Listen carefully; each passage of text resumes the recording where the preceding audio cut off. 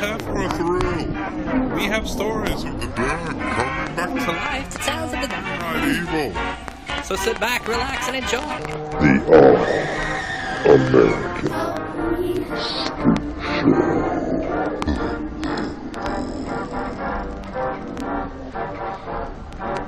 Hello and welcome once again to the All-American Spook Show podcast. As always, I'm Josh, and I am joined here with my friends Will. Yeah. And the Professor Smoke. What's up, ho-ho-hos? Oh, wait, this is a Christmas show, right? Yep, you're still good. Oh, okay. Yeah, we're kind of coming to you with our second Christmas edition since, it's kind of a long season and everybody kind of, Christmas has become like a month-long celebration. Hell, for some people, it's pretty much as soon as Halloween is over. So it's about a 2-month celebration for some people. But so we're kind of we're going to do another Christmas episode basically since our last show was Rare Exports. So today we're going to be talking about the 1974 classic Black Christmas, the original, not to be confused with there was a remake in 06, right? Yep, 2006. Yeah, and then the current one that is out here in the holiday season. So we're going all the way back to the original material from 1974. If you want to contact the show, you can email us at allamericanspookshow@gmail.com. You can find us on Twitter at @AASpookshow. We're on Instagram, Facebook, and YouTube. You can find us by searching for All American Spook Show. And you can also go to tpublic.com and search for All American Spook Show, and you'll see that we sell logoed merchandise there, T-shirts, mugs, pillows, whatever else they can slap the logo on, you can find that there. So I guess, but since we did the last episode of Rare Exports, what have you guys been up to in the meantime here, catching up? Not a whole heck of a lot.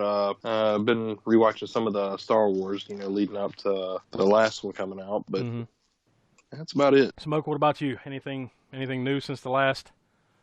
Anything in theaters? Anything VHS? Whatever. Let's see. Since actually we started going back. My wife might have seen some random episode here or there, whatever, but never really watched The Office. Okay. So we're like binging.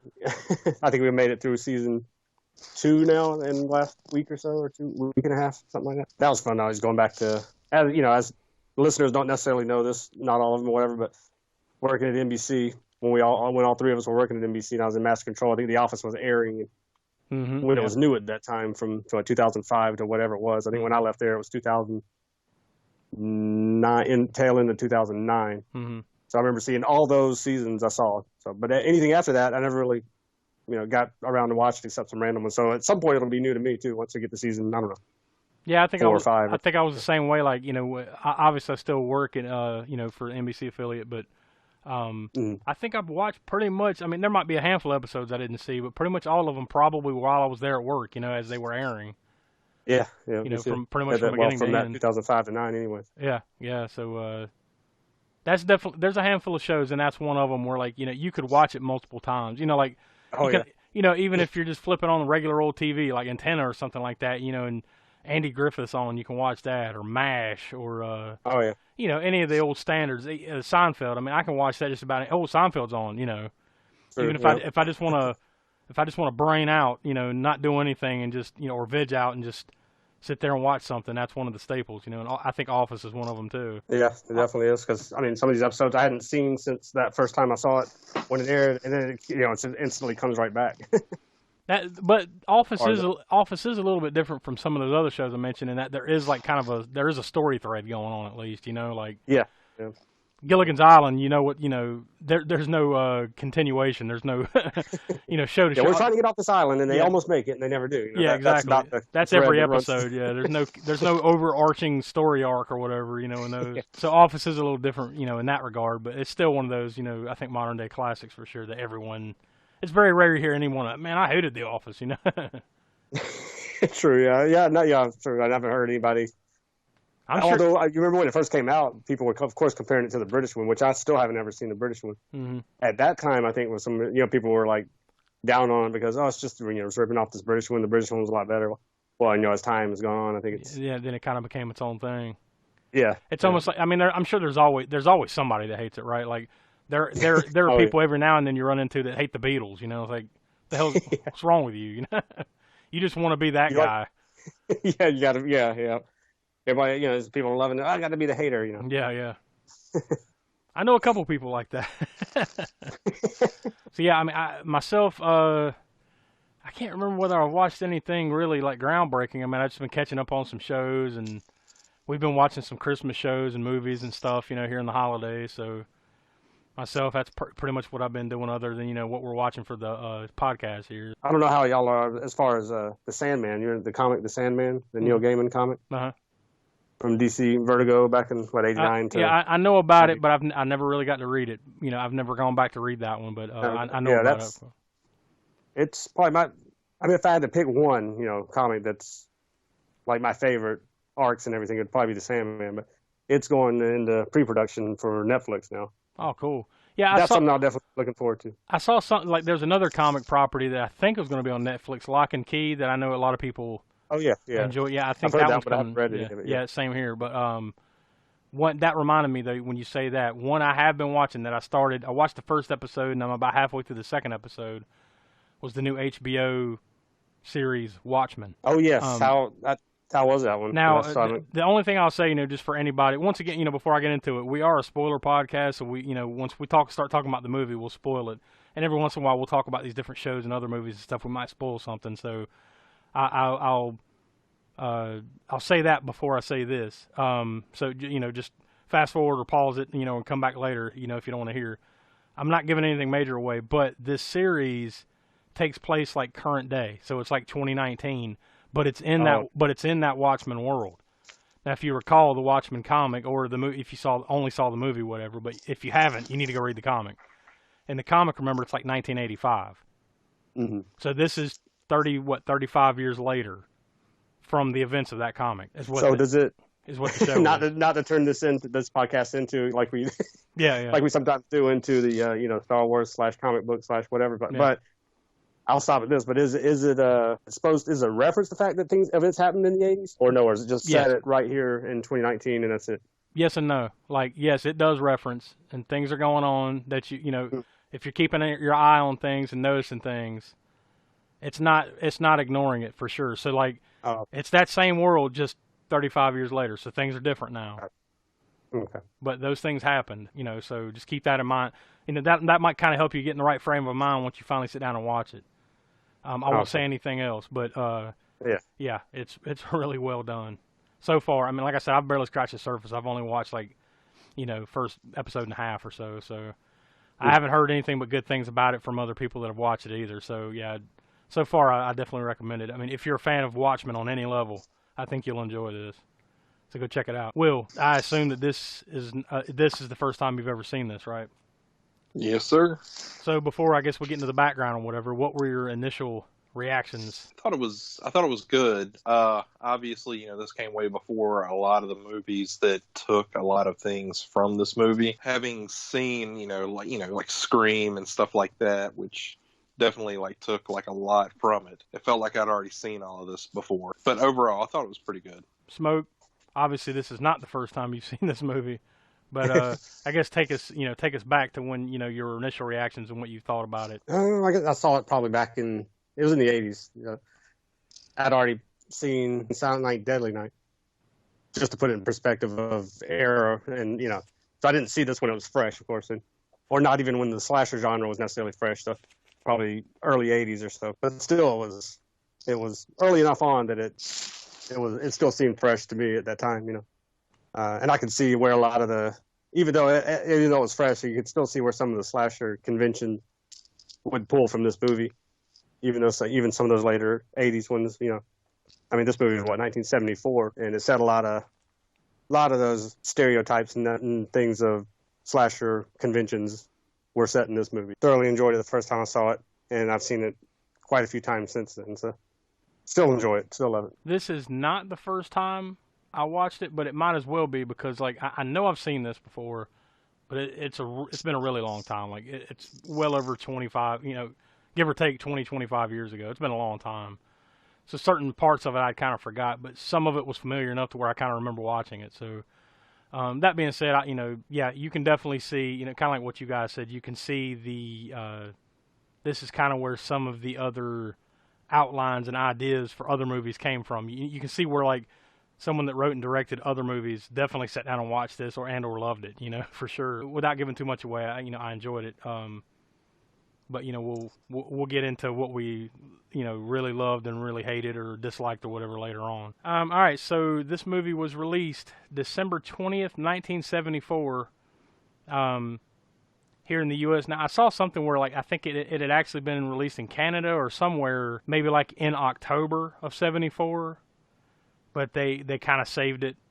Yeah, I think it was in Canada. It was released in October of '74, but then they kind of saved it for the U.S. for Christmas time. Warner Brothers got a hold of it and held on to it. It was made by Ambassador Film Distributors in Canada, and it was distributed by Warner Brothers here in the U.S. One little thing I found said for the American release, Warner Brothers initially changed the title of the movie to Silent Night, Evil Night, because they worried that that title would maybe mislead people into believing that the movie was actually a blaxploitation movie because it was called because it's called Black Christmas. Maybe some people will think it's a blaxploitation movie. So they actually originally released it, I guess, in some places as Silent Night, Evil Night, and then they took back the title after it initially came out and restored it to Black Christmas, for forevermore after that. So I thought that was kind of an interesting tidbit about the name of the movie. Yeah.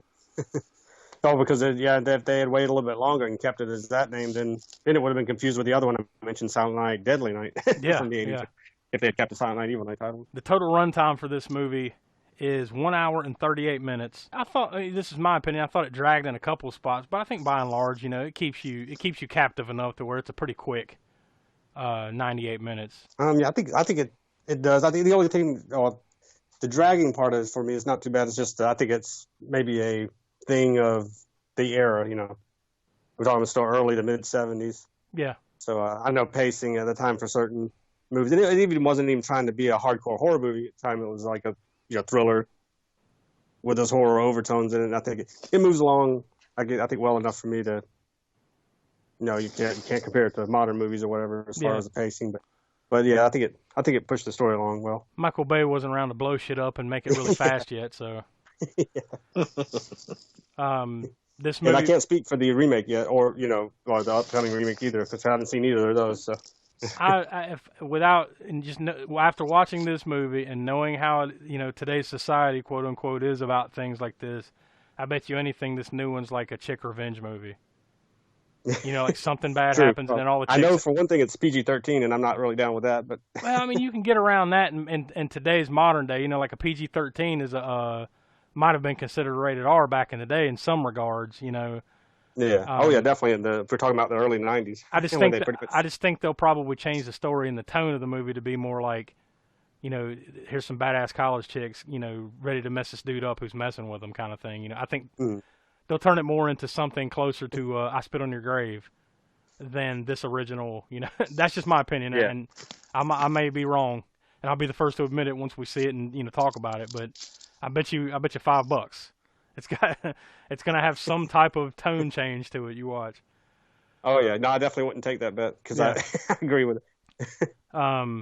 It was obviously this movie's rated R, and it was shot in Toronto, Canada, in the winter of 1973 to 74, so, a little less than a year before it was released. The budget for the movie was $620,000. From what I could tell, it grossed about $4 million, so this wasn't a huge success. By any stretch, I would imagine it's probably had a longer shelf life on rentals, and for its place in horror history, so to speak, in the years since. But I don't think it was received, enormously or huge critical success or anything like that, but it just kind of was what it was. So this movie on IMDb, it got 7.2 stars out of 10, and the Metascore was 65 with 9 critic reviews. So critically, that's pretty good, and obviously it looks like the fans have enjoyed it. All right, so over on RottenTomatoes.com, it got a 69% on the tomato meter, and that's 32 reviews. And it got a audience score of 75%, and that's almost 23,000 user rating. So I think, from, the usual aggregates there, Rotten Tomatoes and IMDb, it gets a pretty good grade, for sure. So it was directed and produced by Bob Clark, who actually passed away in April of 2007, so he's no longer here with us. Smoke, were you able to find out anything about the director here, Bob Clark? Yeah, Bob Clark's been a name that's kind of I've been following since, I guess I probably saw some other Bob Clark movies before this one, which would have been well, I mean, if we're talking about his non-horror movies, I was a good time to mention that this is the same director of A Christmas Story. You know, Shoot Your Eye Out, Kid, Christmas Story, the classic 1983 film. So I'd probably seen that one, I'm sure, first before I'd seen this one as a kid, you know, on TV. Yeah, I'm sure. Especially back when we were all younger, like they showed A Christmas Story 24/7 on like every channel. Yeah. Yep, definitely. And then, of course, when I was a preteen, you know, Porky's 2, the Revenge, I think it was, right? He directed those 2 movies. Yep. So I remember trying to watch those on whatever age, you know, when you're, 10, 11 years old, you're not supposed to be watching Porky. Yeah. Peeking through the fingers, hey, there's Porky, just watch it. You definitely shouldn't be watching Porky's if you're 10 or 11 years old. But I'm sure we all did. That's what's wrong with me, I guess. Yeah, well, but anyways. all of us, a whole generation. Yes. It was a different generation. Well, I mean, now, God, who knows? You can just get anything. All you got to do is go on to whatever on the internet and get what you want. True. But yeah, so Porky's and Porky's. I don't know that I'd seen them before I'd seen any of his other horror movies, but I didn't know who Bob Clark from anybody through those movies. But when I got into horror, I think it was Death Dream. It was a movie he made in, I forget what year. It was in the 70s. It was after this one, pretty sure. But that was great. Another underrated horror movie. Tom Savini did the effects for it. Yeah, that would probably been the first Bob Clark movie I'd seen. Then I think I'd seen Black Christmas as the next one. You know, just looking down through his list, I saw another little gem of his from the early 80s, the Sylvester Stallone, Dolly Parton movie, Rhinestone. Rhinestone, yeah. Good God Almighty.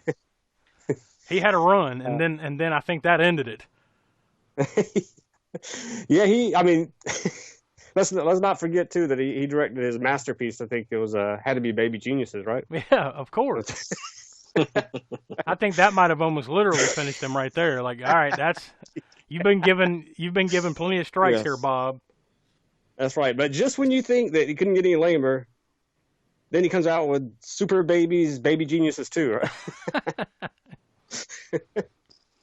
He couldn't quit milking that cash cow, could he? That's right. But yeah, before all that though, at least he did put out a good handful of. Like I mentioned, Death Dream. He also had a hand in Children Shouldn't Play with Dead Things. Mm-hmm. That was a fun little 70s zombie movie. There was Alan Ormsby was another guy that he was kind of partners with. That they used to write and direct, produce a lot of these movies, or not a lot, but at least a handful of them. Mm-hmm. So those 2, and then also there was another one slipping my mind now, but there was another horror movie they did about that time. It was about 4 or 5 of them that they did that were, I think, it's still kind of underrated to some degree. Deranged, the Confessions of a Necrophile, which was a early movie about Ed Gein. Mm. It was the murderer that Leatherface from Texas Chainsaw Massacre is kind of based on. Yeah. And, Psycho, Norman Bates from Psycho, the whole mother fixation, a little bit based on Ed Gein, too. But this movie Deranged was really, really good for 70s, low budget, horror flick. So his fingerprints are all over horror and some mainstream as well. Yep. This movie was written by Roy Moore, which I think for the most part, this is just about the only thing. I mean, he's written some other stuff, but not much. About pretty much the only major thing anyone ever would have heard of, really. And it was inspired by the urban legend of, like the story of the babysitter and the man upstairs, like there's somebody in the house, or the calls coming from inside the house. It's based on that. And apparently there were a series of murders, or like stabbing murders, took place near Montreal, Canada. I guess back before this was, like back in the 60s or something like that. So it was kind of, I guess he kind of merged those 2 together and came up with this concept. And he actually wrote it under the title, once again, another title for this. It was actually written under the title Stop Me. And then apparently, I guess whenever they finally decided to make it and Bob Clark got involved, that's when they basically kind of changed they shifted the focus of the movie to what you saw here in this movie, with the college kids and everything like that. And I think that I saw something too where they actually took some of the slasher aspect a little out of it. I guess from the original concept. I guess it was going to be a little bit more murdery. I don't know how you want to put it, but I guess he kind of played that down a little bit once he got a hold of it. Yeah, I think I saw. I read something saying that. When they took out some of the more murder scenes, they added in what they felt was a little bit more adult conversation And apparently one of those things was the turtle sex conversation. Well, yeah, I remember there being something I read about like the drinking too. You know, they were trying to make it more because I guess at the time, a lot of college kids movies were all about like, you know, the stereotypes of like, you know, Animal House. yeah, Animal House type Those stuff. types Yeah, of, but not college even movies. not even the drinking stuff too much. Like, you know, at that point it was like I think they even compared it to like the old the Frankie and Annette, when that Frankie and Annette movies where it's like, you know, they grab a blanket and go out to the beach and, you know, they start necking and, you know, and then they get stopped right before, you know, like I think they didn't want to play on that view of you know, that age. You know, they wanted to let's be real, like they go and they do drugs, they drink, you know, they have sex and stuff like that. So let's go the extra mile in that direction, you know, to make it more realistic. Yeah, considering this thing was shot like in '74, it definitely gives the feel of like an '80s movie. And I mean, I don't mean that in a bad way. Like, it doesn't feel like it's of that time. Yeah. Well, you just mean like in the realistic, like we just pointed out, like the fact that it's college girls, but they still talk nasty, they cuss, they drink. Right, right, yeah, right. yeah. And then there's the flip side of it where like they also wanted to add a little bit more comedic levity to it, so that's why they threw in the lady that plays Mrs. Mack. You know, where she kind of like clown shoes. You know, she's kind of clowny, like always hiding a bottle of liquor somewhere. You know, like I guess it's Our just dialogue, like when the dad comes. yeah. Like they kind of added those parts in. So like, I'd like to see what the original version of this movie was going to be. You know, before they kind of, you know, change. It sounds like they changed a good bit of, you know, of it, or at least the undertone structure of it. You know, is the final product you saw. I'd like to see what it would have looked like before that. And also there's that side of like how this movie influenced other people. Like I've heard that John Carpenter said this was a huge influence on Halloween. Mm-hmm. Yeah, I definitely think it's falls in that. I mean, I don't know. You know, you split hairs and all that stuff as far as is it a slasher or is it? I mean, it's proto slasher. That's like the term has kind of been thrown around for it, where it's, you know, it's got the convention in there that the slasher genre would take on, without being a full-fledged slasher movie yet. But yeah, you can definitely see those influences that it spread out. Yeah, and like I think a lot of people, like, you know, I guess film historians, horror historians, however you want to put it, they kind of credit this one as being one of, if not the first, or at least one of the earliest examples of a slasher film, right? Mm-hmm. Like, so this may not be the main one, you know. It's almost, I guess it's almost like, you know, maybe not Night of the Living Dead is kind of the one that changed the zombie genre, so to speak. I think they kind of point to this as being the one that maybe not necessarily changing anything, but it molded what came after, because you can see all these influences later on down the line. So I guess this one's kind of pegged as one of the ones, you know, put a pin in it, as this is one of the godfathers, so to speak, of the slasher subgenre of horror. Not only that too, but then it's also like a linchpin for the whole holiday horror theme. You know, that, I mean, a lot of people point to, you know, Halloween. You know, they think Halloween is the first, but it's not. It wasn't. It was, and this one's not even necessarily the first, you know, Christmas themed horror movie, but it's definitely the first, I guess, Christmas themed. If you're talking about the slasher type horror films, sort of. Nobody really launched it, like, you know, latched onto that and started releasing holiday movies. I think the next one would have been Halloween, and then after that, of course, and Friday the 13th and Happy Birthday to Me, and anything that you could, you know, attach a holiday or a day of significance to. Yeah, came after Halloween pretty much. Happy Nobody really President's jumped on that. Day. I'm sure even if it's not a major release, I'm pretty sure there's probably at least one movie for every friggin' holiday you can think of. You know, even if it's like a straight to VHS, straight to DVD kind of movie somewhere, you know. You just name the holiday, Stamp Day or something, I don't know, and then there's a fucking horror movie. Yeah, pretty soon it's going to be, they're going to have to, you know, since those have been exhausted, they're going to have to go to those, what do you call those days that aren't technically official days, but there's like a, you know, there's a day for everything. There's a I mean, VHS day, there's a, you know. Yeah, I mean, if you go, all you have to do is go on Facebook every day, or any other social media, but especially you see it on Facebook. You go on there every day, and it's like you said, it's a day for something. Like, today is baseball bobblehead day. Today is Super Nintendo day. You know, whatever. You know, I'm just looking around the room and naming items, and that's the day. Today's Yahtzee day. All right. Anyway, so this movie stars. I'm not exactly sure how to pronounce her last name. Olivia. Is it? It's Hussey. So I want to say Olivia Hussey. Is that how you say it? But maybe it's Hussey. I'm not sure. But she plays Jess. which is basically the main. I always thought it was Olivia Hussey, but I could be wrong. Yeah, I mean, I guess either you never know with these weird pronunciations sometimes, so yeah. we'll just go with Olivia Hussey. But she had I guess basically had some acclaim before this movie. She had been in the 1968 version of Romeo and Juliet that apparently was real critically acclaimed and everyone loved.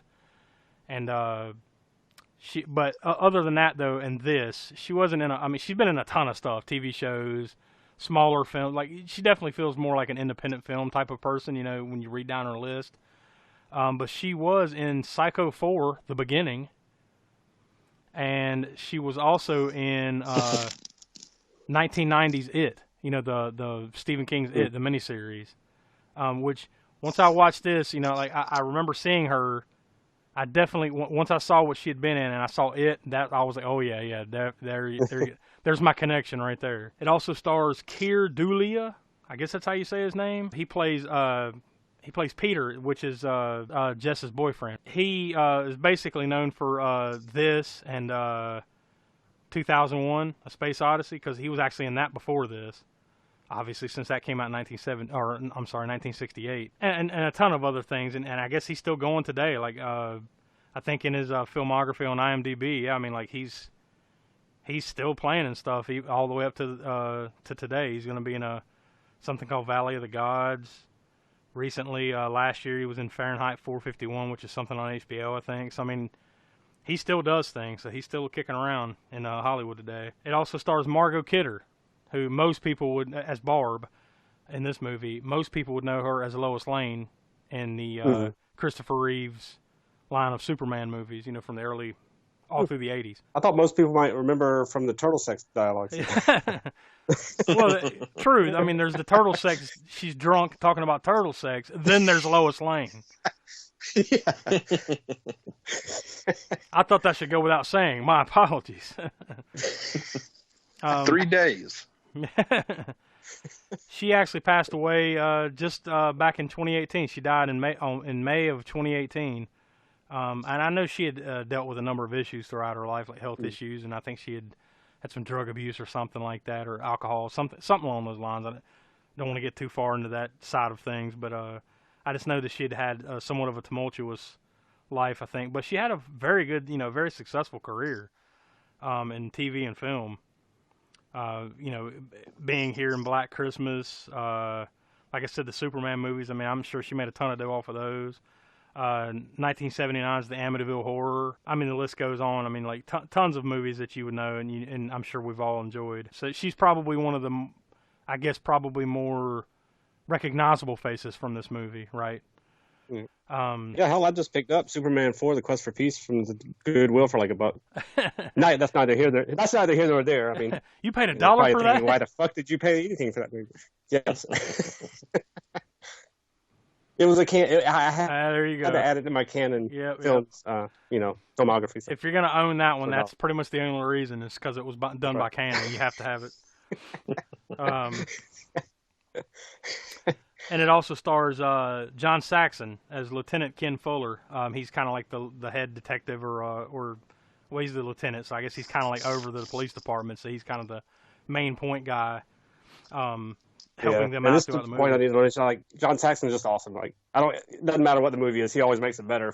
I think as far as his, just the way he is, and the Dragon. It looks like movie, it looks like he's still active today. Like he still plays and stuff. Yeah. But yeah, tons of stuff. I mean, huge cult movie guy.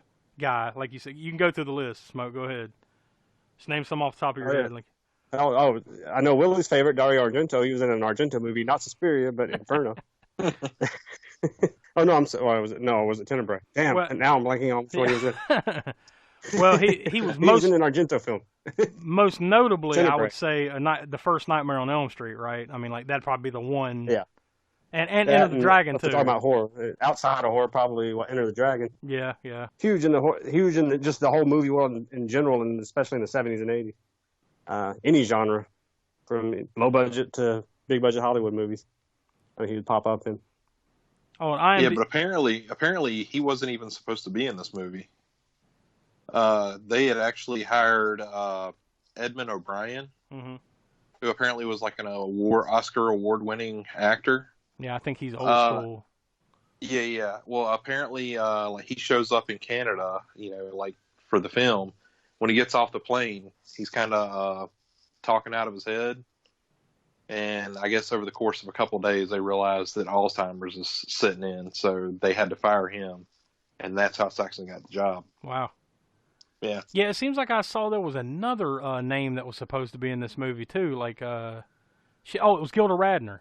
Yep. Yeah, Oh, yeah, really? yeah. She was supposed to be in it. I can't remember. It was the Phil part, right? That was which we'll get to here in a second. Yeah, Phil. Yeah.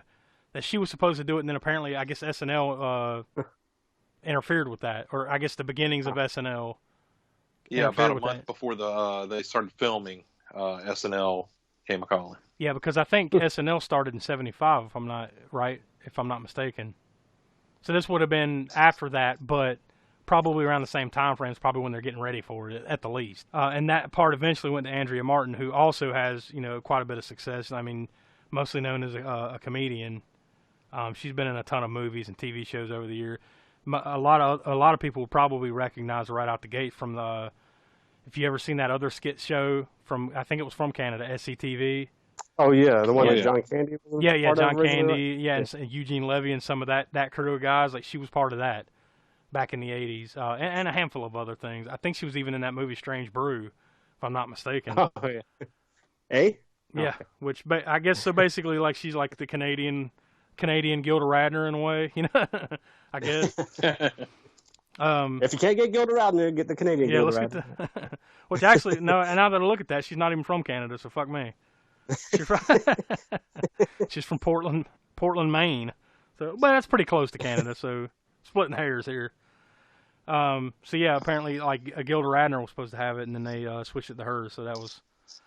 And then I guess the only other main name would be which we mentioned before, Mrs. Mack, the house mother, was played by Marion Waldman, who she died in 1985. So, give or take about 10 or 11 years after this movie came out. She was mostly known for the movie Deranged and Phobia and The Star Lost. So a lot of like 60s and 70s. Well, I guess yeah. I know pretty much mostly in the 70s, and then Phobia came out in 1980. So maybe And that Deranged movie, that's the one I was mentioning earlier that Bob Clark yeah, directed as well. Deranged. Yeah, we definitely have to get around to on the show. Yeah. So yeah, I'm assuming that's probably the Bob Clark connection right there, and it's probably why she got it once they couldn't get the other lady to do it. And then of course there's Sergeant Nash, the guy, the guy that can't do right at the police station. Oh yeah, fellatio. Oh, Yeah, the whole fellatio thing. That's a new prefix. FE. He had quite a. I mean, he's still alive, but I'm not sure how much if he does anything these days. Nah, not really. But he had quite a bit of success too. I mean, he was in Porky's. Remember, he was and now that I see that, I recognize the face. He was the coach in Porky's. yeah, yeah, that's right. He was in the old Clint Eastwood movie Pale Rider. John Carpenter's Ghost of Mars. I mean, he's been in a handful of things, that you may recognize. See, I think it's a pretty good cast, though, of people that you would recognize from other things. I mean, even the girl, once again, spoilers, that dies, like pretty much the first girl that dies at the beginning of the movie, Claire, was played by Lynn Griffin, and she was in a number of things, too, including Curtains. That was the chick from Strange Brew. That's what I was thinking of, not Andrea Martin. Oh, She was in Strange Brew, that Rick Moranis movie. And a number of other movies. So yeah, I mean, there's definitely people you will recognize in this movie when you sit there. Oh yes, that guy. It's basically a movie full of that guy or that girl. yeah. a bunch of character actors for the most part. Kind of come together to form this movie. Was there anything else you guys wanted to add to it before we kind of dive in? Well, the one random thing is every time you hear the voice on the phone call, apparently whoever's on the other end of the phone call, like doing the voice, they are doing the phone call upside down, and that is apparently to put pressure on the thorax to give that stressed out sound. So you mean like they're putting like Their the head was- headset receiver on their throat and then talking with the the mouthpiece at the I ear. think the person is upside down. Oh, What the? Oh, okay, well, like that's blood rushing to the head upside down. You're kinda? right. that's weird. I'm thinking like you said, like the earpiece on your throat, and then like the mouthpiece at your ear. You know, the old school phone. Yeah, no. The guy that did it, I did the voice actually standing on my head to compress the thorax to give that kind of weird and spooky sound. The guy, the voice on the phone, and I'm sure a lot of our listeners may or may not get this, but he kind of reminded me of, I don't know if you guys have ever listened to the Howard Stern show. There's a guy that always calls in called Sour Shoes, who just talks weird. Like this dude's like, apparently there's something like mentally wrong with the guy. Like he's a little off in the head. Like something happened to him and he's a little nutty, right? But he calls in on Stern show. Yeah, well, this guy like he calls in and he can do like he can do every voice really good. Like he can sound like all the people on the show. He does good impressions, but he's weird. And it's like, and his phone calls are always like he's playing a piano or something in the background as he's making these weird noises and stuff. You know, like it kind of reminded me of that, like the erratic weirdness of it all. You know, in the phone call. For you, the listeners of the All American Spook Show podcast, Audible is offering a free audiobook download with a free 30-day trial to give you the opportunity to check out their service. You know, on there, obviously, you can find just about every Stephen King book, of course. You know, most of our listeners will be interested in that. There's also, it looks like there's like some type of series called Hell Divers by Nicholas Sansbury Smith. And it looks like at least one of those, but maybe some of those are only available on Audible. There's one called Carmilla by Joseph Sheridan Le Fanu. That's an Audible original. You can also listen to Imaginary Friend by Stephen Chbosky. Of course, there are novels by R.L. Stine on there. You know, some people might think of like, isn't that the dude that wrote the Goosebumps stuff, right? R.L. Stine. Yeah. I'm not sure how recent this one is, but it's an Audible original called Camp Red Moon by R.L. Stine, and it's actually narrated by R.L. Stine and like a full cast of characters. A book named Watchers by Dean Koontz, another Audible original, or a book that's only available on Audible, I guess, called The Hospital. It's a short story by Keith C. Blackmore. Sorry. So yeah, I mean, you can find plenty of Stephen King, Dean Koontz, R.L. Stine. Some classics like there's a version of Dracula, Bram Stoker's Dracula, narrated by Alan Cumming, Tim Curry, and a handful of others. So that one would probably be pretty cool to listen to. Books like that, you can find all that there on Audible. And with our audibletrial.com/spookshow, if you sign up for your 30-day free trial using that, you pick one of these books, to listen to. And you decide, hey, look, after the 30 days, you don't want to keep it anymore, or, you don't want to pay for Audible, you don't want to keep the service, you get to keep that book for free that you get during our little trial. So just keep that in mind. If there's a new book out there by Stephen King or anyone else that you want to go check out, use our audibletrial.com/spookshow, go get your free book, and if you don't want to keep it, or you don't want to keep the service, go ahead and cancel it, but you get to keep that book. So that's, at least that part's pretty cool of Audible. So to download your free audiobook today, go to audibletrial.com/spookshow. Again, that's audibletrial.com/spookshow for your free audiobook. It's time to refresh. For your convenience, we have an attractive refreshment stand with a parade of items to tempt your taste. Hot buttered popcorn, golden good and fresh from the popper. Your favorite candies, wholesome and rich and full of flavor. Ice cream and other good things to eat. Plus, ice-cold Coca-Cola. So bright, so bracing, with a taste and tingle all its own. With that, all that stuff, the preamble out of the way, the back and forth, or, the background, I should say, of the movie, I guess we can go ahead and get into the blow-by-blow if you guys are ready. Yep. Let's do it. All right, so once again, this is 1974's Black Christmas, directed by Bob Clark. So we start with the title screen, Black Christmas, and you hear Silent Night playing in the background, the music playing in the background, and you see the outside of a sorority house, which I'll say, by the way, the sorority house is really nicely decorated on the outside. Like maybe back in the day that would have been, the thing. But I don't know how many frat houses and sorority houses would really decorate this nicely, for the holidays. Just my opinion. I don't know. I haven't been around a lot of these campuses, but and myself, I didn't go to a 4-year university, so maybe I'm way off base. But like this thing is really nicely decorated. Yeah, no, I wouldn't be able to go there either, as far as not doing the 4-year college or anything. So. Yeah. But yeah, it does look nice in this movie. Maybe it's more common than I know. I think they may be more interested in partying and all that than exactly. stuff. But then again, this was 1974, so maybe it was more common for them to actually give a shit and decorate and everything for Christmas. But anyways, I digress. So like you see the outside of the house, you hear Silent Night playing, and then you don't see a person, and that's kind of the thing here too in this movie. What do they call that? Is that the seeing things in the first person, right? Am I right in the phrasing there? Yeah, POV, sort of. Yeah, like point of view, first person, POV. Where you just somebody's creeping around, but you don't see the person. So it's kind of like that. It's not like found footage shaky camera, but it's clearly like let's move the camera in the movement of a person walking around and creeping around and stuff.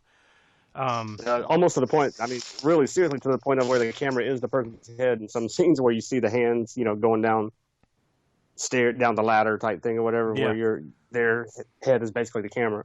They do a really good job, great job of that in this movie, True. Of that part of things. The filming of the first person perspective and everything. So you see that there's somebody creeping around outside the house, but you don't see who it is, and they climb up you quickly assume that it's a man because of like the breathing and the noises, and you see his hands and stuff like that. So you quickly deduce that it's a guy outside at the least, right? Yeah.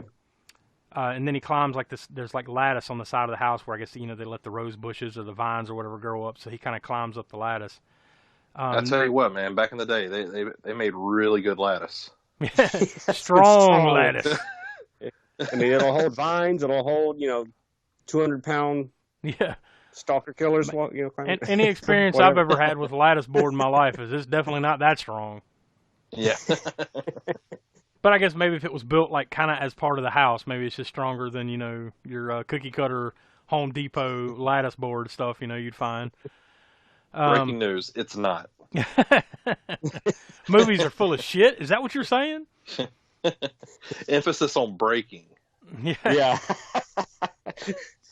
This is where you're after this. You see this. You're introduced to Barb. Basically the main characters. Barb, which is was played by Margot Kidder, Jess, and others. Then the phone rings. Barb gets on the phone, and it's a creeper. Or no, Barb is on the phone. I'm sorry. And she's talking to her mom, I believe, on the phone. And you see, this is when you realize that creeper that was climbing up the lattice is now in the attic. Then someone calls the house, and they're making the noises, or they're snorting and making the noises, and it says, lick my cunt, or no, lick me cunt, something like that. I thought the best part of this, at least this first call, though, and all the girls of the house, the sorority girls of the house, they're all just kind of standing around listening to it, on the phone, saying just vile shit, And then at the very end, the guy's like, "I'm going to kill you," and then hangs up.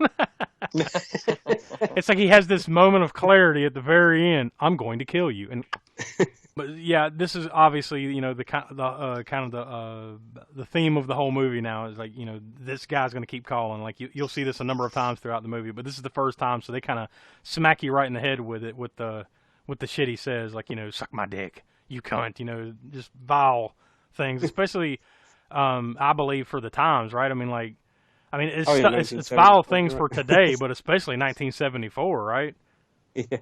Yeah, definitely. And I believe like you were mentioning, or like Will had mentioned, that they were toning down some aspects of it. The script, they must have maybe toned down a little bit of the violence, but toned up the the dialogue as far as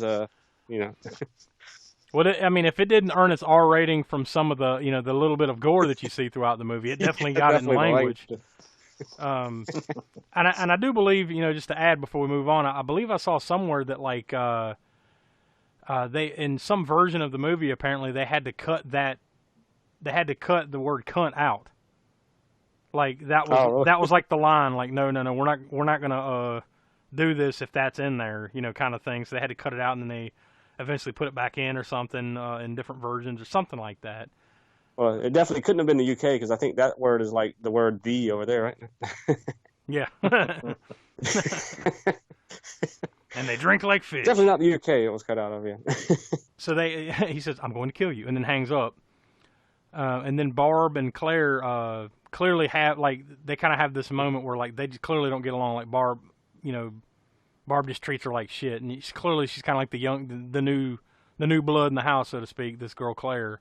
They just really don't get along, and everybody says, give her a break, you know, kind of, and Claire goes on upstairs and, like, you know, fuck this, I'm leaving for the holiday or whatever. This is when you're introduced to Mrs. Mack, kind of the, she's the house mother, but she's also kind of like the comic relief, like we said earlier, of the movie. This is where you are introduced to her right after this. And then Claire's up in her room, like, packing her bag, and she goes into the closet, and somebody grabs a hold of her. You don't see, of course, but somebody, like, as she goes in the closet, grabs a hold of her, and, like, I guess some of her clothes are wrapped in plastic or whatever, so it's kind of like grabbing her, but at the same time wrapping the plastic around her, kind of. In her closet.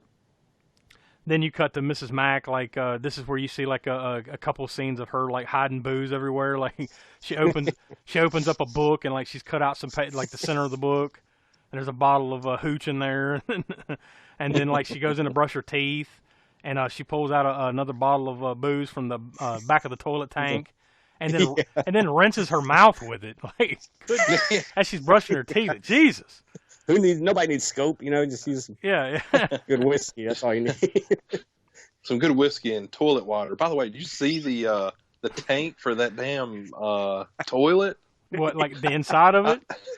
Yeah, man, that thing looked nasty as fuck. I didn't really pay attention to it because I was just like kind of like laughing to myself about like how this is dumb. She's hiding hooch everywhere, even though she's the grown adult, right? Like, yeah. That I was kind of focused on that. Didn't really pay attention to the tank. See, I was wondering if she was just finding some of the other kids, you know, alcohol.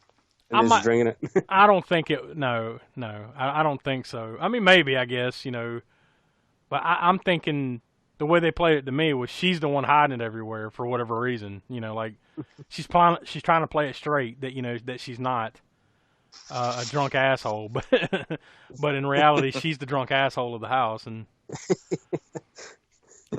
I don't know. I think there's two. Well, yeah, there's definitely one other.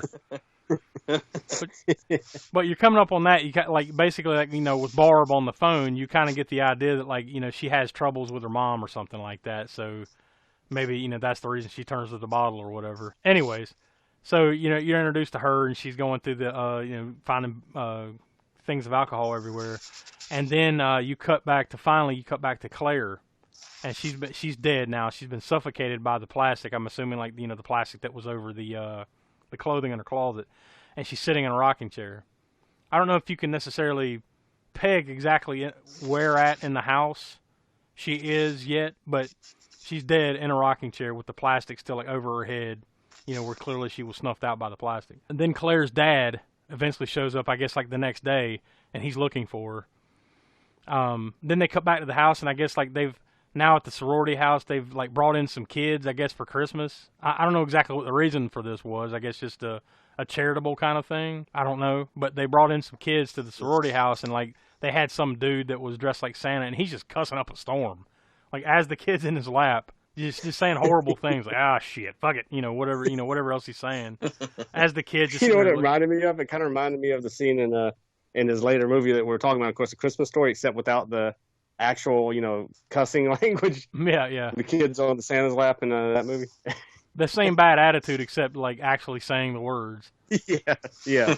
So, yeah, they're just kind of talking, like, this guy, you know, dressed like Santa's cussing, and they're kind of talking amongst themselves like these kids aren't there, but just saying just horrible things you shouldn't say in front of a kid. So then the next scene is, like, the dad's looking, Claire's dad, he's come to the sorority house, and he's looking for her, and they kind of have this, Mrs. Mack and him have this, like, back and forth where he's like, she's like, well, I'm not sure where she's at, you know, she was supposed to be meeting you or whatever, and no one's seen her.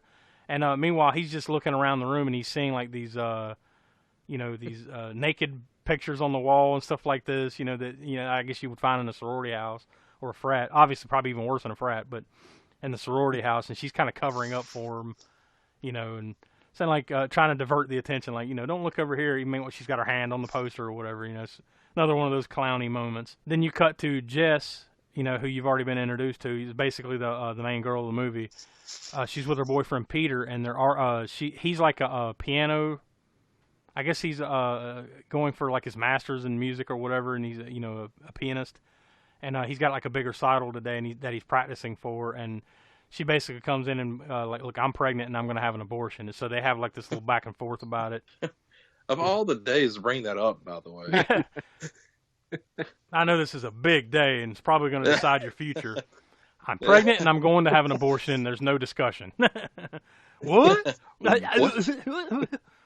1974, right?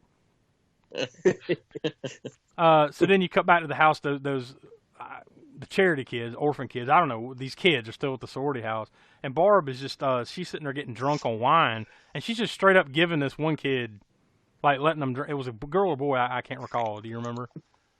Doesn't matter. But she's giving the kid, like, drinks of her wine, and Claire's dad's just sitting there looking at it like, not really saying anything, but just kind of looking at it disapprovingly. I don't know about this.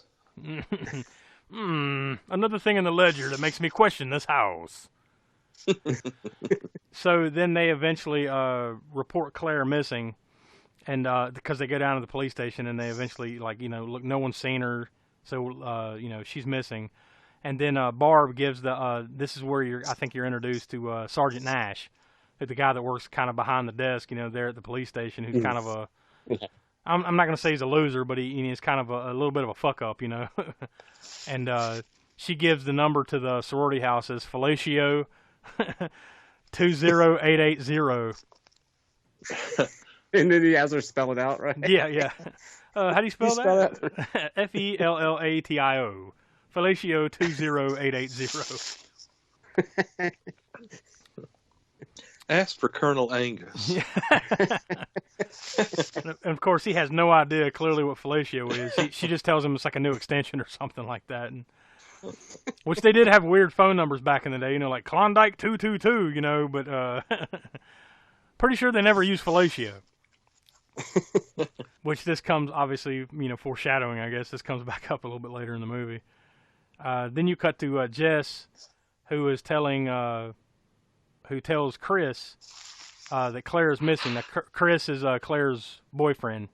I guess they've been seeing each other, and he's just like, did you tell anyone that she's missing? Yeah, we did, but they didn't really take it serious. So he's hot. So then you cut back to Peter having the piano, doing his pianist thing. He's having the piano recital, and he's clearly, he's like sweating his nuts off and having a hard time with it, and the professors or whatever are kind of looking at him, like, just staring a hole at him. He's struggling. So then you cut back to, this is where you're introduced to John Saxon's character, Lieutenant Fuller. And Chris and Jess have shown up, and they come in to, report this and say, what the fuck, why aren't you taking this serious? Claire's missing. And Chris clearly has some relationship with him, right? Like, I don't know if they really fleshed that out or not, but like they're friends of some type. I didn't really get the I didn't really get the full connection there. Maybe I just kind of missed it, but there's some type of connection there where he feels he can come in and just give them the the rundown, so easily. Then you cut back to Barb, and this is the turtle sex scene where Barb's drunk off her ass, and I think it's just her and Mrs. Mack, the house and mother, Claire's dad, and Claire's dad, and somebody else, like maybe it's Phil. I think it's the other girl in the house, Phil, Andrea Martin's character, and she's just sitting there talking about how like turtles. Well, I don't even remember the ins and outs of it. Like something about like turtles can have sex for 3 days or something. You don't remember the what? All the ins and outs of it. It was something.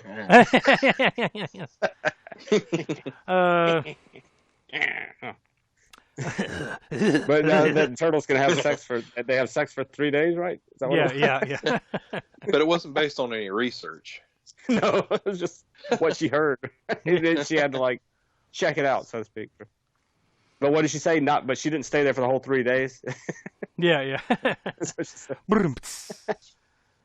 And then basically kind of they're not laughing at it, and she's just like, oh, Mrs. Mack's like, calm down, Barb, you've had a little bit too much to drink, basically. And Phil says something like, you're drunk, go to bed.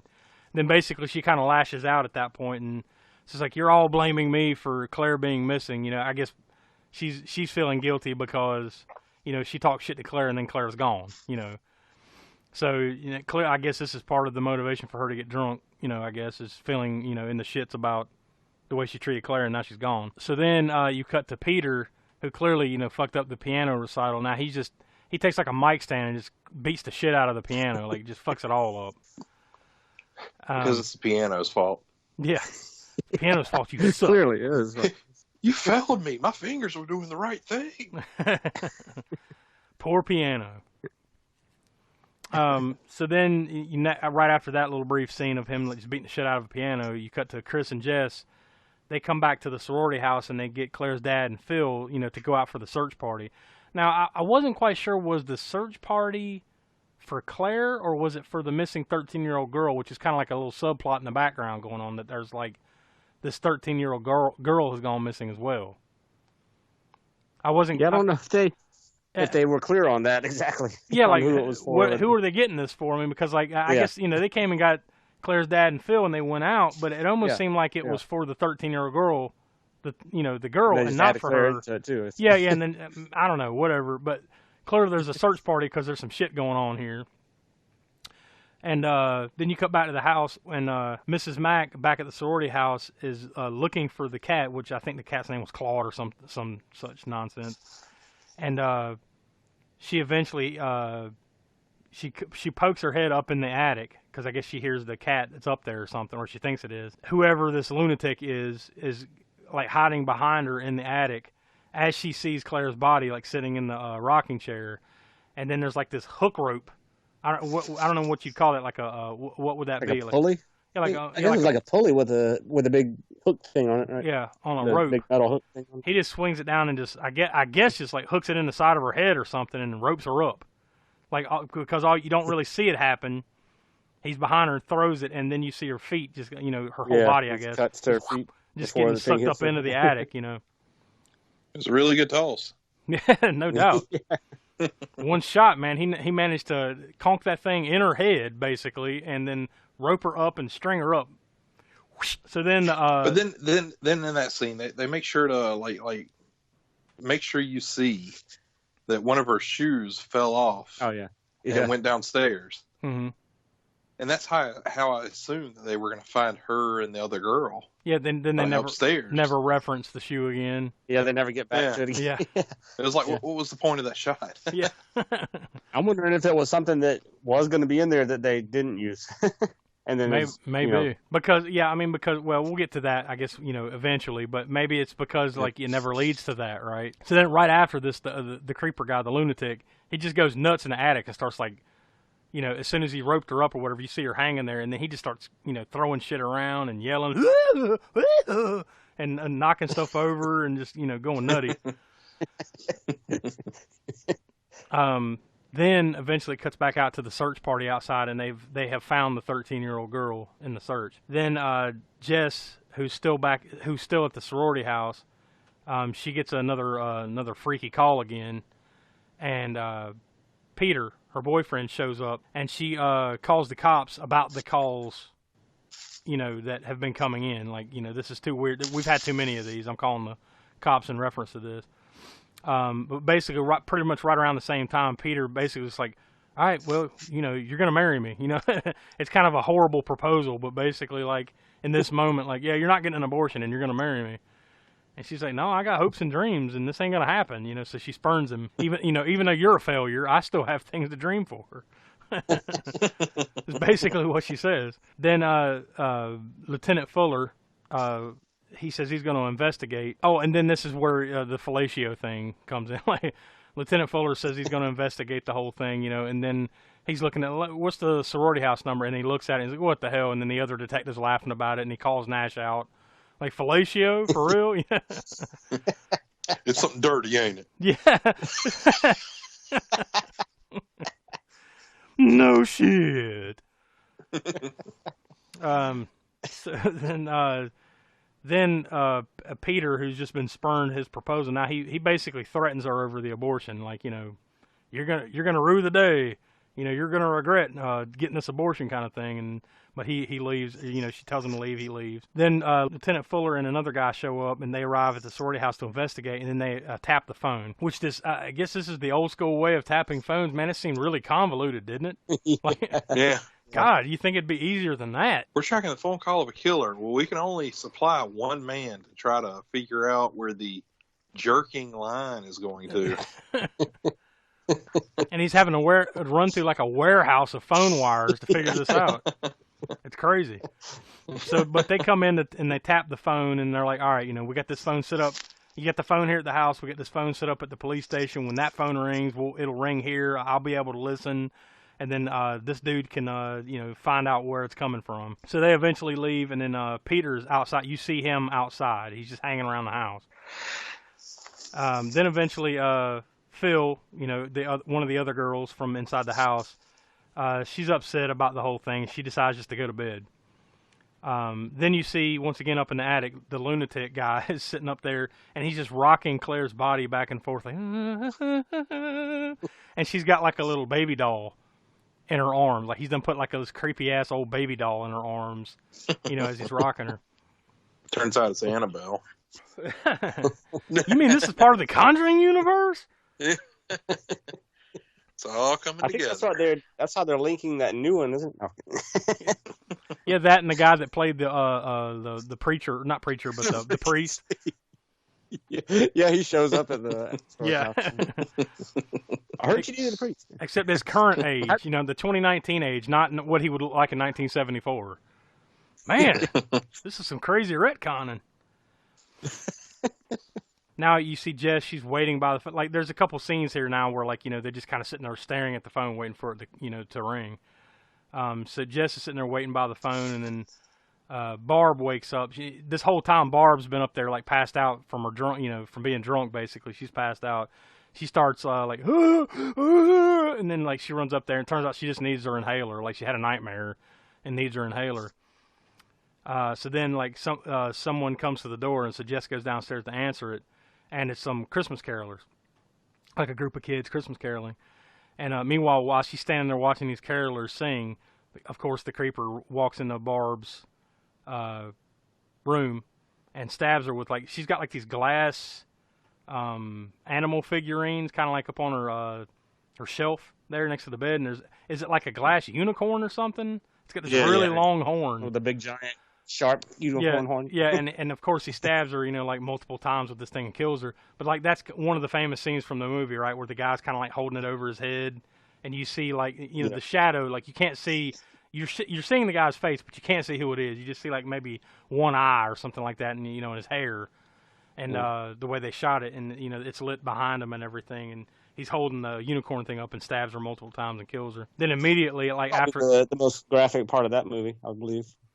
Graphic kill, I guess. Yeah, probably. I mean, because all the rest kind of either happen off camera or or kind of insinuated, right? Yeah. So then, pretty much right at this same moment, though, like, they shoot another lady comes up and says, all right, all the kids need to get in the car. They found a 13-year-old kid dead down the street here, so let's wrap this up and call it a night. Pretty much right at this same moment, the phone rings again, and the lunatic is done called again. The guy's running around the phone warehouse trying to trace this, and doesn't make it. Of course, he didn't get the trace.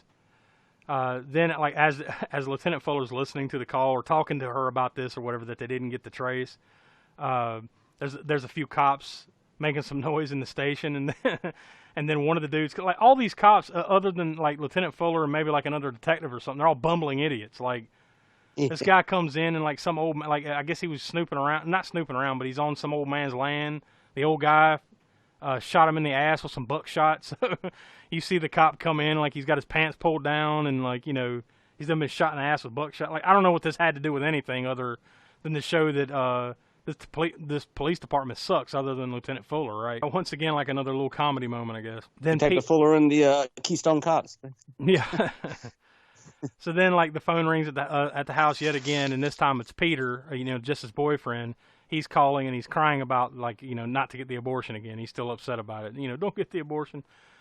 So she has to explain to Lieutenant Fuller, what this is about. When she called, he says, "What was that about?" When he calls back, because he was listening to it, and she has to tell him what was going on. That I'm pregnant, I'm going to have an abortion, and he's had a tough time with this or whatever. Which is definitely something you should have led with and all this, right? If you got to leave it all on the table for the cops, you better tell them, like, yeah, well, my boyfriend is pretty upset that I'm about to, abort his child, so probably should have mentioned. So then Phil's in the kitchen or something, and then all of a sudden, like, some old dude pops into the window. Once again, a little comedy moment. It's a couple of the old dudes from the search party, just looking around, and it scared the shit out of her, and they're kind of having a laugh about it. Eventually, like, Phil and Jess go their separate ways in the house, but Phil goes upstairs to check on Barb, remember, from the inhaler incident. And then as she walks into the room, like, the door slams shut, so you don't see anything happen, but clearly someone was in the room and shut the door. Then once again, the lunatic calls the house again, and this time they have a trace, and it's coming from inside the house. Dun, dun, dun. Dun, dun, dun, dun, dun, dun. This is when they realize, like, oh shit, like, someone's in there. Then you see that this whole time there's been a cop, like, sitting in the car outside, just kind of keeping a close eye on things. This is when they kind of, pan up the camera and you realize this dude's had his throat cut. Like, dude didn't come out there and slit his throat at some point. Then the bumbling idiot Sergeant Nash, from the police department, Lieutenant Fuller tells him, like, look, call her, tell her, don't tell her exactly what's going on. Just tell her to put the phone down and walk out the house. Like, don't cause a big stink. Don't tell her what's going on. Just tell her to hang up the phone and walk out the front door. So he calls and he does that, but then he just instantly freaks out. Look, the calls are coming from inside the house. He gives her maybe one chance to what? I don't understand. Look, I'm just going to spill the whole beans. He's in there and he's going to kill you. All he had to do was say, I need you to come out to the squad car out here. There's something for you. Yeah. Could have been much easier than, No, he just Then she's running to the dead body. Well, regardless, at least it would have got her out of the house, right? Yeah. Instead, he just shits the bed and tells her, like, look, the creep's in the house. You need to get the fuck out of there, So that's when she's to like... which she, in turn... once again, this is where she freaks out because she realizes Barb and Phil are in the house. She starts screaming for them. And, of course, instead of just, at that point, when they don't respond, leaving the house, nope, she goes over to the fireplace, picks up the fire poker, and then goes upstairs. And, of course, right on cue, she opens up Barb's bedroom, and she finds Barb and Phil both laying in the bed dead, bludgeoned to death. And then, but right beside her, though, she's kind of like, she has a moment of, oh, and then she's kind of staring at him. And then right beside her, you see someone's eyeball, and he says something like, it's me, Billy. And he do you remember me, Agnes? Something like that, right? He says he's Billy, and he calls her Agnes. Agnes, yeah. Yeah, so she just pushes the door toward him, and, he starts screaming, ah! And then, she takes off running. She runs downstairs, of course, he gives chase, and then he grabs her by the hair and pulls her. She's able to get free, and then she hides down in the basement. And he starts beating the shit out of the door, but cannot get... This must be one of those enchanted door locks from Suspiria. because it's just one of those... All it was the little latch, the little push latch thing. Yeah, right? One of those little slide latches you can get for $1.99 down at, Ace Hardware or something. But he cannot bust this door down, so eventually, he gives up and just walks away. And she kind of creeps around in the basement, looking around. And, this is a few-minute scene here. And then eventually her boyfriend Peter comes creeping around, and he's looking in the window. And eventually, he kind of, wipes a window off and, yells, Jess, are you in there or something? And then he just busts the window open and comes on in the basement. And he's walking around in there, and she won't answer him. He's like, Jess, are you in here? And then eventually, I guess he sees her or something. He's like, why didn't you answer me? And then that's when the cops, have finally arrived because, they know that someone's in the house. And as soon as they pull up, you hear screaming. They eventually make their way down to the basement, and you see Peter dead, but he's laying in Jess's lap, and she's unconscious. So later on in the evening, she's laying unconscious, Jess is laying unconscious in the bed, and the cops are all around her talking man, she must have killed him after he came after her, assuming that Peter was the one that did this the whole time. And they have found Phil's body and Barb's body, right? And of course they have Peter, he's dead. So then, out of nowhere, Claire's dad, who's still hanging around, he just faints. out of nowhere. He seems like he's just perfectly fine. They cut to something else, come back, and he just slides out of the chair. Which I guess, would be natural, but it just kind of comes out of left field. Like the dude just slides out. Yeah. I mean, it's not like they found his kid yet, so No. he's just like, all right, well, this is horrible. Well, at first, that was my reaction. I was like, well, damn, they must have found her because, he fainted. But then I'm like, well, he was acting pretty damn tame and calm right before that. So, I just thought that whole little scene was weird. But at any rate, so they kind of like rush him out, and then another cop comes in and cuts the lights off. So they basically just leave her laying there like, well, she's knocked out anyways. I guess they assume it's all wrapped up. I guess it's their assumption anyway, since they assume that Peter is the killer and, blah, blah. There's 80 people in this room. You know what? Screw it. Let's leave. Yeah, let's all leave the house at once. It's all wrapped up. Thanks, Scoob. It's over. And they cut the lights out. It's over. The end. Everybody leaves, and then ruh-roh. Yeah. Then the camera like slowly pans down the hallway and eventually tilts up to the attic, the attic door. And then you hear a voice in the attic, like you hear noises and voice in the attic and a voice, Agnes, it's me, Billy. And Claire and Mrs. Mack's bodies are still up there in the attic. They didn't see this. And then it kind of slowly zooms out from the attic window, where you can... That's the other thing, too. Like, if they just looked up, they'd probably see Claire's body in the fucking window, right? Because there's a candle. There's a candle in the room right next to her, like illuminating the body. So, like, if they just looked up with to the the attic bag over window, the head still yeah, you'd see this body that's been in there for the last day or two. And then it just kind of slowly zooms out and stops, and you see like there's a cop standing outside, smoking a cigarette or whatever. I guess he's keeping a watch on the scene or whatever. The one guy that stayed around, and then you hear the phone start to ring inside the house. And I thought this was pretty cool because that's the end credits, right? Like. Credits roll, yeah. And throughout the entire credits, the phone ring, the ringing gets louder and louder, all the way to the bitter end till it's like really loud, and then that's it, cuts out. So you never figure out, this guy's name is Billy. You never really see. I mean, you see him, but you don't, right? You don't know who it was, what the connection was, something to do with Billy and Agnes. That's really all you know. So like. This is one of the few movies that you'll watch where, like, there's no real resolution to this whatsoever. It just kind of, we're done with this chapter. Maybe one of these days we'll pick it back up. Nope, we'll never pick it back up. That was it. We'll just remake it 3 times. Or two more times. So what do you guys think? Will, I guess we'll go to you first. What do you think about it? I thought the movie was okay. Obviously, like, going into this, I didn't know the history of it. So, I think it kind of falls in some of the past movies that we've done where a lot of these things that are like the first time it's ever happened, I've seen it, multiple times now from other movies. So it's not the first time I've seen it. So it's not something original to me. I did enjoy it. It does serve its purpose of, kind of making you feel uncomfortable as you watch it. So I think, overall it was a decent movie, but because I've seen this stuff before, it didn't, I guess it didn't put me on edge, I guess the way it's supposed to. Mm-hmm. I guess if I was going to go ahead and give it a rating, I'd probably say 2 3/4. Okay. Fair. Smoke? It's kind of like, I'm coming in, I guess I'm coming in from the opposite end, like Willie was. I didn't see it when it first came out, but I saw it kind of fairly early on in my horror watching days or whatever. So a lot of it, I guess, was kind of fresh to me and new at the time. And I can kind of put it in perspective from that. And I think it builds a little bit of tension fairly well. And the characters are interesting. The concept of, the slasher, just being one of the first ones, along with, I can go back as far as Psycho, maybe even for another prototype slasher movie. And then another one from the 70s called Peeping Tom.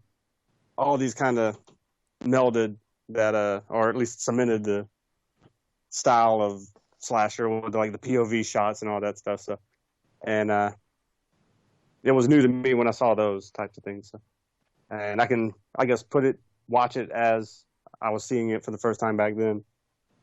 So yeah, over the years, of course, it's been done to death now, some of those tropes. But I think I'm going to go, as far as my star rating for it, I go with 3.5 on it. I still enjoy it, and it's probably been about the 5th or 6th time I've seen it now, at least. I still think it holds up fairly well. So sort of a personal, another personal holiday favorite for me, I guess. For me, I mean, this is probably one of the better horror movies that you'll find as far as, Christmas horror movies. This is definitely a top 5, I think, in my opinion. Mm-hmm. I'm going to give it a solid 3 stars. If for no other reason than, its historical standing. I mean, it may not be the best movie ever made, and it's certainly not gory or anything like that. But I think it is very unique in the fact that it ends like, kind of, not kind of, I mean, it ends in a sad, dire note with no real resolution, right? You're just kind of like, well, that was the story. It ain't over, but, you ain't got to go home, but you can't stay here. It kind of makes it original that way, too, a little bit, Absolutely, It did kind of break, I mean, well, not that it broke the mold, it was kind of forming the mold. Yeah. I guess, of the slasher movies and all that stuff. But, I mean, there's been some stuff that come out before, or around that same time. I mean, hell, Texas Chainsaw Massacre came out the same year. You had Last House on the Left that came out in 1972. These types of, I think this movie kind of fits into that, too. It's an important movie of the 70s, just like those ones I mentioned, and Hills Have Eyes. I think it definitely has its place in that pantheon of horror movies in the 70s.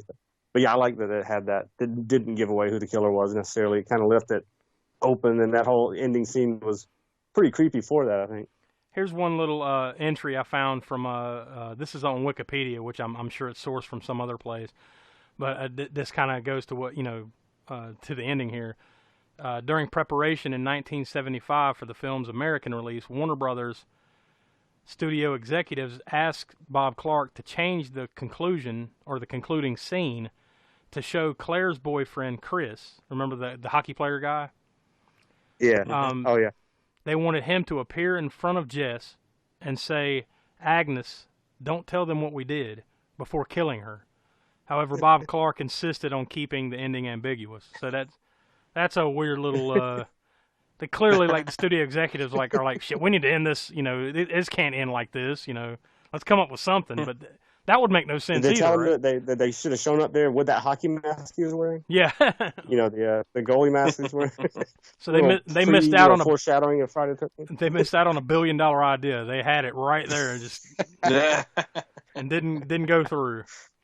So yeah, I mean, for in my opinion, for no other reason than its historical context and everything, I'm going to give it a solid 3 from me. I think we all recommend it. It's definitely one of those top 5, top 10 horror Christmas movies. For a lot of people, I'm sure.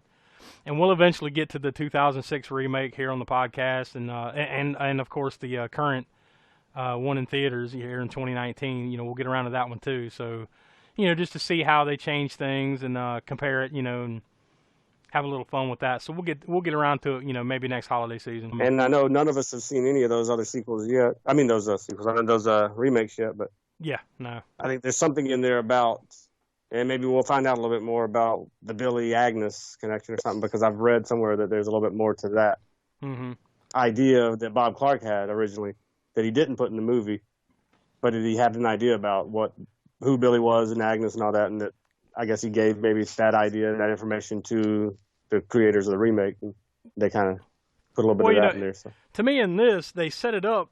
They set it up purposefully to make it look like Jess's boyfriend Peter was the one. Obviously, the whole time they make it look pretty obvious. Like, this dude's done come unhinged. I guess. Yeah, like he's come unhinged and he's the one doing this. Then once you reach a point where, like, no, they're forcing it down your throat. It's too obvious. It can't be him. Mm-hmm. But who the hell could it be, right? As you're thinking, like, if it ain't that guy, then who is it? Because they're not leading you anywhere else. So there's clearly more. I mean, I guess you can. Oh, sorry. Go ahead. I'm just mean that to conclude the point is that there's clearly more to that story, right? The Billy Agnes thing. So when I heard the Billy Agnes thing, I'm thinking like, well, maybe this is just some weirdo motherfucker that like something happened 20 years ago and he lives in their attic. But then you're like, well, that doesn't make sense either, because at the beginning of the movie you saw him climbing the lattice, right? And if he is some nut that something happened 10, 15, 20 years ago and he's been living in their attic, wouldn't he have killed other people? Other people before now? Yeah, instead of just tonight is the night to do it. So, I mean, it's weird, Like, they give you no indication whatsoever as to what the hell is going on here, really. And I'm wondering if some of that was in that other script like Will that you had read about before they changed it. Before the they changed things, story, yeah. I wonder if it, might have discussed more of that. Yeah. Well, the one thing that I did read, let's see, according to Clark, when he, developed the very strong backstory for Billy, Billy is abusive and abused his little sister and was abused himself and probably killed his parents and probably locked up her in the basement for 5 or 6 years, Clark said. And I think she escaped, and Billy doesn't like girls, and it turns out Agnes doesn't like boys.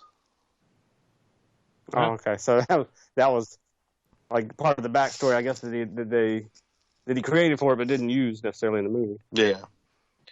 Then apparently And a version of this was the backstory in the 2006 remake.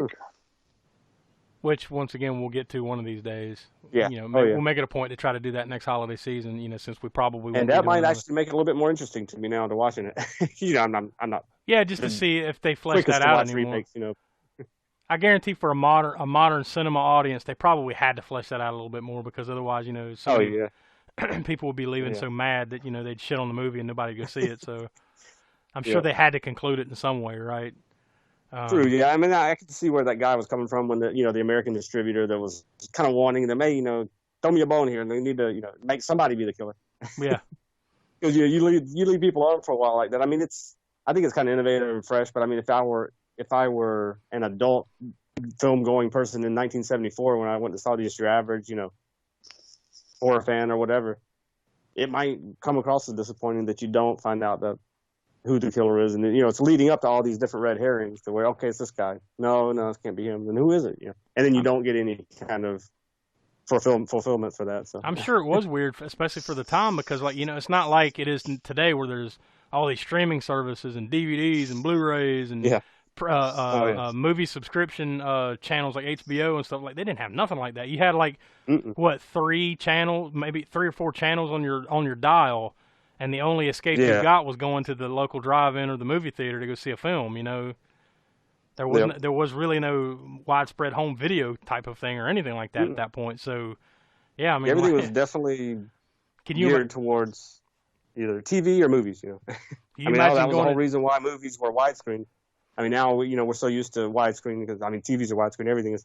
But back then it was like that was one of the drawing points was get people in there. We have a wider picture. Yeah, there's surround sound and all this stuff. Can you imagine going to seeing this in Christmas of '74 and being like, what the fuck? What did I just watch? There was no resolution. I just wasted an hour and a half of my life, which is why it probably only made $4 million and probably didn't play very long. But I think it's very innovative, and for for no other reason than its historical little pinpoint, then we'll leave it there. But I enjoyed it, and I think we all recommend checking it out, especially around the holidays. It's kind of on the old horror holiday playlist, so we all recommend going to check it out. So next episode, we are going to come all the way back to current day, and we're going to watch a movie that came out just this year, 2019, Brightburn, which was directed by David Yarovesky, and of course it's the writer was Brian Gunn and Mark Gunn, but this had something to do with some. I'm blanking here. Help me out. As far as the director? James Gunn. The same guy that directed Guardians of the Galaxy and all that. This is from his brain, I guess, so to speak, or from their world. So it's definitely a different take on the superhero genre. I'll read you the IMDb synopsis. It's, what if a child from another world crash landed on Earth, but instead of becoming a hero to mankind, he proved to be something far more sinister. They list it as a drama, horror, mystery, and sci-fi. So it's kind of all across the board here, and it's I haven't seen it personally, but I think both you guys have seen it, right? Yeah. Yeah. So we'll dive into that on the next episode. So this could be it looked really good, and I wanted to see it. Just haven't, for whatever reason, it got put on the back burner for me, and I just haven't watched it yet. So, but I've heard good things. So we'll watch that. Go ahead and watch ahead. I'm not sure where it's available. I'm sure you can. I know it's available on video on demand and Blu-ray and DVD. At your local Redbox. Yeah, Redbox, something like that. I'm sure you can get your hands on it. I mean, it's a It's a brand, or not brand new, but it's a newer movie, so it shouldn't be too hard to track it down. At your local Hollywood Yeah. video. There just may not be too many free options for this one, like there has been on some of the other movies we've watched lately. So you might have to do a little bit more hunting, or actually spend some money to check it out. But we recommend you go ahead and watching it beforehand before you listen to the podcast. Make sure you request it from your local Blockbuster. Yeah, that's right. Yeah. That one that's still alive, like in Alaska or Oregon or something. There was one when I was living in Texas. There was one that was, I guess, was privately owned. So whenever the whole franchise went down, they still stayed open as a Blockbuster. Yeah, I think there were a handful of them, like in the upper northwest of the U.S. and Alaska. But I think most, if not all of those, have finally shut down. There might be one or two still floating around, like you said, some independently owned thing that still have the brand. But I think most I of know those that are one's not anymore, unfortunately. But anyway, all that aside, so however you got to check it out, make sure you check it out and listen to the next podcast. All right, guys. Well, thanks for listening again, and we hope you all have a happy holiday season, Merry Christmas, Happy Hanukkah, Happy New Year, all that, and I'm not sure if we'll get another episode in, before 2019 is out. So if we don't, then it's been a great year, another good year of the podcast. We celebrated our 1 year anniversary back, around Halloween. So still going strong, and hopefully 2020 will be even bigger. And if we don't see you here by the end of the year, we'll definitely see you in January of 2020. So for Will and for Smoke, I'm Josh. We are the All American Spook Show podcast, and happy holidays. Peace. Later. And now, folks, it's time to say goodnight. We sincerely appreciate your patronage and hope we've succeeded in bringing you an enjoyable evening of entertainment. Please drive home carefully and come back again soon. Good night.